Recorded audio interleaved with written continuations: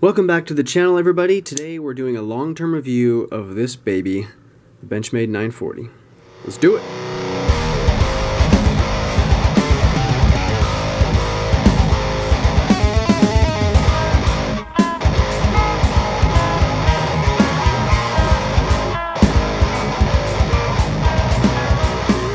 So, this is the REI edition green G10 with these nice kind of purple pink backspacers of the Benchmade 940, a tried and true classic. And I have thrown this satin deep carry clip on here. So I've had this knife for over a year now, and I still can't even open it. Anyways, so I'm doing kind of a long-term review because this has been one of my most carried, most used knives out of any knife that I have. So I want to just give some thoughts on it from the long-term perspective. So one thing that I've absolutely loved is just the action on this guy. It's super smooth. You know, it's got a relatively thick, kind of heavy blade, so it comes open and shut really easily. And it's just got that beautiful sound, so it's been one of my go-to for just like kind of hanging out and fidgeting with it. So that's something that I've really gotten accustomed to and kind of spoiled with this knife. Secondly, the ergonomics, just when cutting, it just works really well. It's like kind of soft on the hand. It's just comfortable. They've got a nice thumb ramp here with some jimping that you can really bear down on it well. This clip even fits pretty darn well with my hand, so it doesn't hurt at all. It's really worked well. This knife has also worked really well with gloves, working outside. Slides in and out of the pocket really well. It's got a relatively smooth texture, but enough to get grip on. Doesn't tear up your pants, and this clip isn't super terribly tight, so you can get it in and out pretty easily, but it's not going to fall out, obviously. One of the main things that's really held and stood the test of this time that I've had it, which is a year, like I said, has been the blade.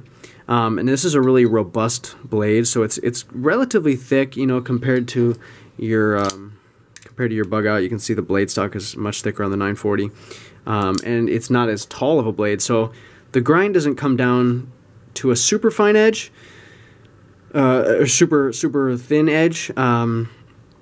So, you know, for slicing and whatnot, like cardboard, if I was gonna, you know, take apart a ton of cardboard boxes, I would go for my PM2, which, you know, it's got a thinner edge. But this guy's got a little bit more of a robust edge, so, you know, in my experience, it's held up to some tougher tasks, and this S30V has really done a good job holding that edge.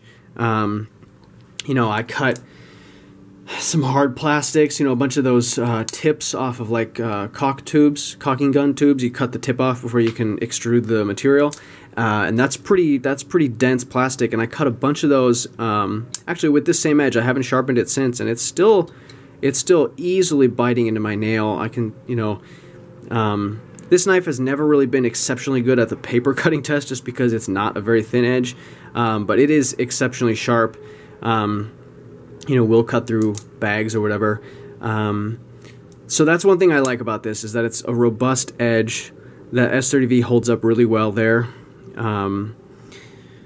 It's not going to be dainty. It doesn't have a very dainty tip. This kind of reverse tanto gives it a good amount of material behind the tip. As you can see, like with the swedge, it tapers out, so you get a little extra beefiness towards the tip, which is really nice. You know, I wouldn't say it's extraordinarily heavy duty, but it's definitely going to be, you know, a little more robust than a bug out, obviously, right? Or even maybe something like the Para 3.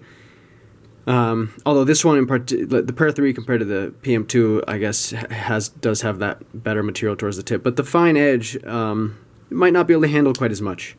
So that's something I really like about my 940, is I can pretty much trust it to do anything that I'm going to need it to, very comfortably. Obviously that axis lock is a huge benefit here, just ease of opening and closing. I at one point had a little snaggletooth, which is like an aftermarket Emerson wave that you put on there, and that was pretty cool for like working out in the yard. If I had gloves on, I didn't have to get to the thumb stud. I just pull it out of my pocket and it flies right open. So I still put that on there from time to time, so that's cool. let's see, what else can I talk about? Oh, one other cool thing, and this probably can go for a lot of axis locks, but basically I can take this guy halfway apart and clean out the pivot and clean off the blade without taking the whole handle apart. So basically, I'm not going to do it right now, but Nick Shabazz has a good video on this, so I don't feel like I need to copy that. But you basically take the pivot screw out, and you can actually leave the axis lock in there, take the blade and the washers out with the pivot, and you basically are left with just the handle and the axis lock still working, but the blade is free. So you can clean off that, clean off the washers, clean off the blade without taking everything else apart, which you can't really do, I don't think, with like a compression lock, frame lock, whatever other. I think that's an axis lock thing. I could be wrong, but it just makes it really easy to quick it in there and clean out that pivot if there's any gunk or whatever, re-oil it. So that's been cool. I've done that a handful of times with this knife because, using it a lot, it does get gunky. But yeah, this is absolutely one of my favorites. It's got that nice satin. I've got a few scratches on it that might not show up on camera, but no, I've definitely used this guy and put it through its paces, but it's held up extremely well. Relatively good, like lightweight, slim profile. It's, this way it's pretty slim compared to your Spyderco's. It's just a really comfortable knife, and for what I've used it for, it's held up really well. There's just some, scratches on the clip and whatnot, wear and tear. I think it gives it character. The G-10 has held up really well. It's definitely gotten dirty, and I've washed it, and it just cleans right up again. So yeah, I take care of my stuff. I really do. So that's yeah. I don't have too much else to say. I don't want to go super in depth. I know there's already a ton of reviews on the 940, but centering is held up. There's right now no blade play because I tuned it up recently. It does develop a little bit after a while, after a lot of flicks, even with Loctite I've noticed. But right now it's really good. Yeah, so super solid knife. This is the REI edition. I don't remember the exact number. I'll put it in the title of the video with this nice green G10 and pink backspacers, sort of paying homage to the original colorway of the aluminum 940. So yeah, there it is. Love this knife. Definitely one of the favorites, kind of a staple for me in my EDC lineup. Yeah, let me know what you guys want to see next time, or if you have any experience with the 940 that differs from what I've said. I'd like to hear what you have to say. So as always, thanks so much for tuning in, and I'll see you next time. All right, take care.